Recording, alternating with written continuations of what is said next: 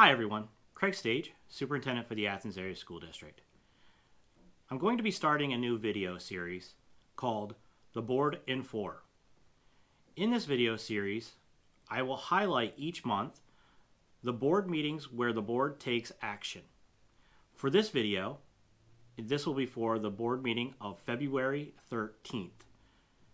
Now, my goal is to highlight and talk about the key takeaways and board actions.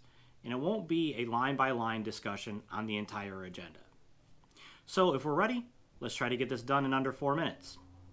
So some of the first things that happened is we did have committees this month because we only had one board meeting. Each committee gets to meet before and discuss a lot of topics.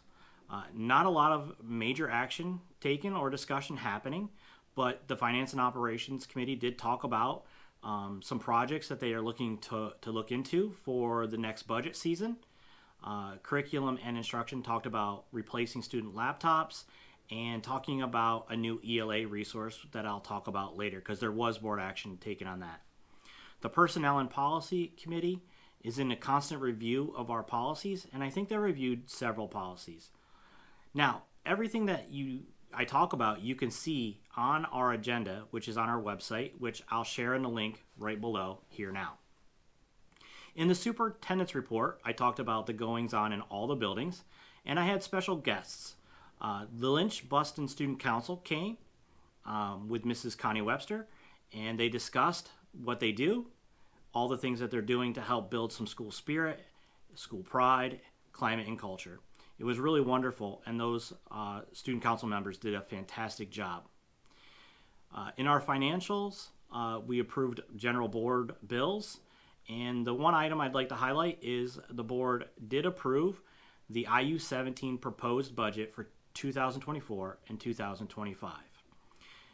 In contracts, the board approved a prorated contract for FWF Fitness to provide strength and conditioning for our students in the high school. Under policies, there was a long list of policies. Some of them were for first read, which is where they first get discussed, and then some of them are second read, which they get final approval.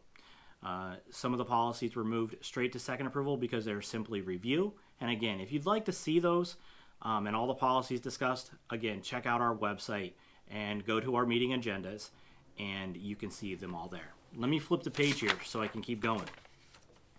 Under Curriculum and Instruction, the board reviewed our 2024 to 2027 comprehensive plan and approved it.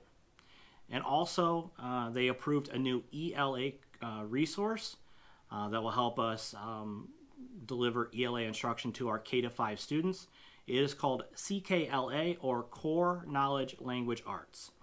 And there was a lot of discussion among the board members with Mr. Toscano, our assistant superintendent, and it was very productive, and I want to thank everyone for that discussion, and I want to thank the teachers and administrators that worked hard on providing critical feedback and taking the time to look at this ELA resource in depth.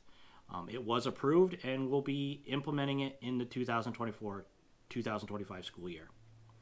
On our list, we had some transportation, updated substitute drivers, and that really was the gist of our agenda. In our personnel, finally, we did approve some retirements. Vicki Rhodes, SRU secretary, is retiring after many, many years here. We appreciate her service. We accepted some resignations, notably Mr. John Toscano, the assistant superintendent, who is now moving on to another adventure along with his wife, Danielle Toscano. So we wish them the best. The next meetings will be March 12th. That is a work session. Work sessions, there are no action taken.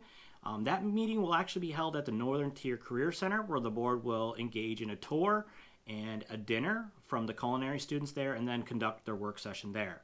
And then our voting meeting will be March 19th at 7 p.m. at SRU Elementary. As always, feel free to get in touch with me if you have any questions or concerns. You can see my email right here, and go Wildcats.